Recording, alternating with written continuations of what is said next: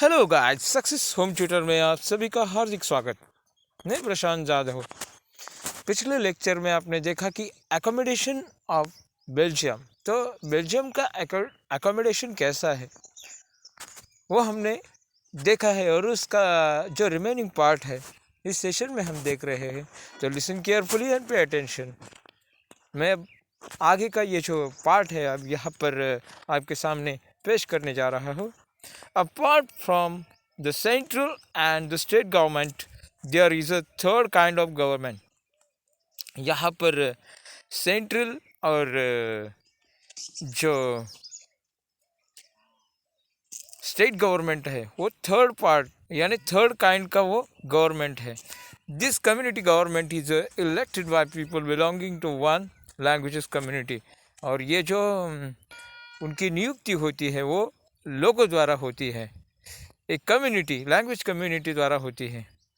Dutch, French and German speaking no matter where they live.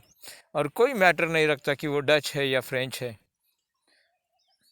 This government has the power regarding cultural educational and language related issues. और यहाँ पर जो issue होते हैं यानी argument का जो सब्जेक्ट होता है वो क्या होता है, पावर शेयरिंग का जो विषय होता है वो होता है कल्चरल, एजुकेशन और लैंग्वेज रिलेटेड होता है। You might find the Belgium model very complicated. और इससे आपको पता चलता है कि बेल्जियम का ये जो मॉडल है वो बहुत ही कॉम्प्लिकेटेड यानी बहुत ही कठिन लगता है।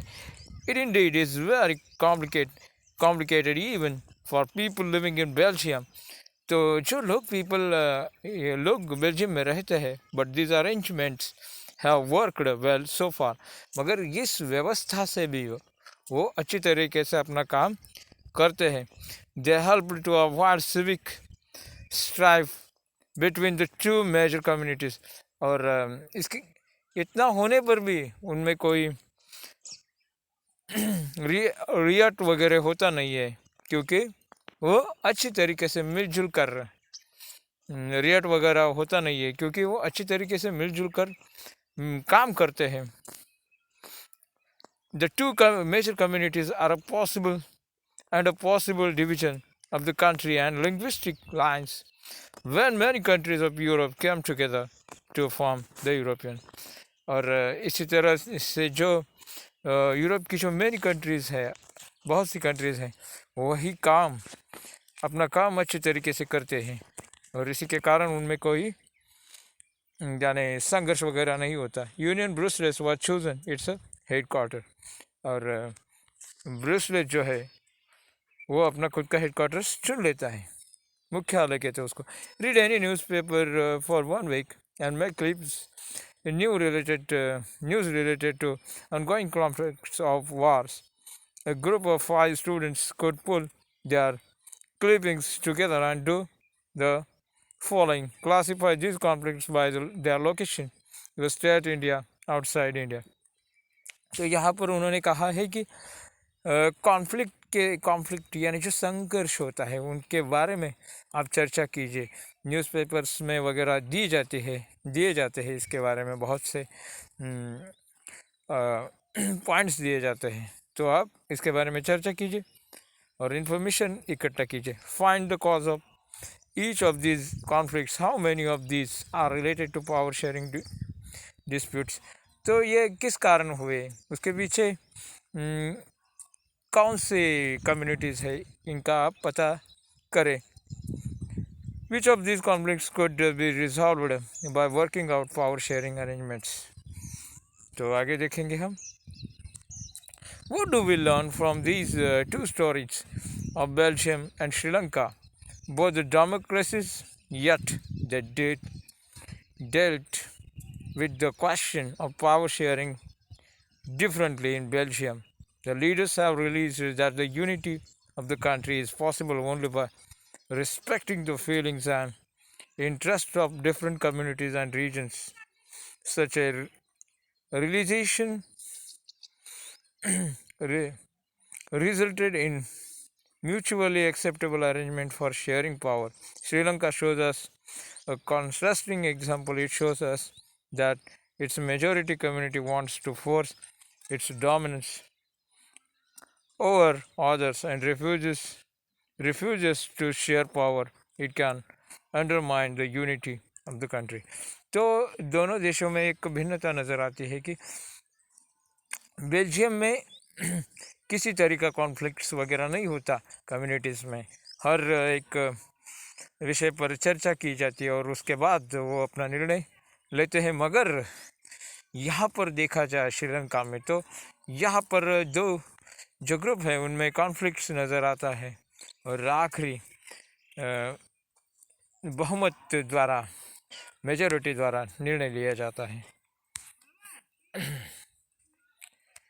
Okay, why power sharing is desirable? तो पावर शेयरिंग डिज़ायरेबल क्यों है वो यहाँ पर हम देखेंगे। This two different sets of reasons can be given in favor of power sharing. Firstly, power sharing is good because it helps to reduce the possibility of conflict between social groups, since social conflict often leads to violence and political instability. तो power sharing महत्वपूर्ण क्यों है? क्योंकि उसके कारण जो conflict होता है उस पर नियंत्रण आता है और जो वायलेंस और पॉलिटिकल इंस्टेबिलिटी यानी पॉलिटिक्स स्थिर न होना वो नियंत्रण में आता है, वायलेंस पर कंट्रोल होता है। इसीलिए पावर शेयरिंग बहुत ही इसेंशियल है। Power sharing is good way to ensure the stability of political order. Imposing the will of majority community over others may look like an attractive option in the short run, but in the long run it undermines the unity of the nation. Tyranny of the majority is not just oppressive for the minority, it too brings ruin to the majority as well. तो क्या होता है कि oppressive minority को oppress किया जाता है और उसके कारण दबा दिया जाता है और उनका जो कंट्रोल होता है वो नहीं होता है और वो पिछड़ जाते हैं। तो इस कंट्रोल करने के लिए ये पावर शेयरिंग आवश्यक है। There is a second deeper reason why power sharing is good for democracy. Power sharing is the very spirit of democracy. Power sharing जो है बहुत ही इम्पोर्टेंट है, एक स्पिरिट है डेमोक्रेसी का।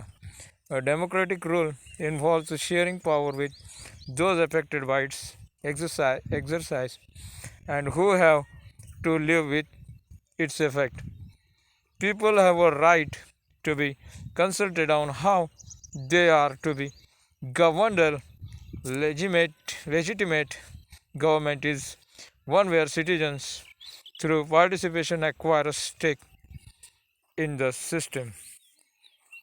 तो इस सिस्टम के लिए बहुत ही इम्पोर्टेंट है और किस तरह लोगों के लिए डेमोक्रेसी में पावर शेयरिंग आवश्यक है, इसेंशियल है, ये इससे हमको पता चलता है क्योंकि गवर्नमेंट होगा तो सब पर कंट्रोल होगा और उसके कारण कॉन्फ्लिक्ट वगैरह जो चीज़ें हैं वो नहीं हो सकती। Let us call the first set of reasons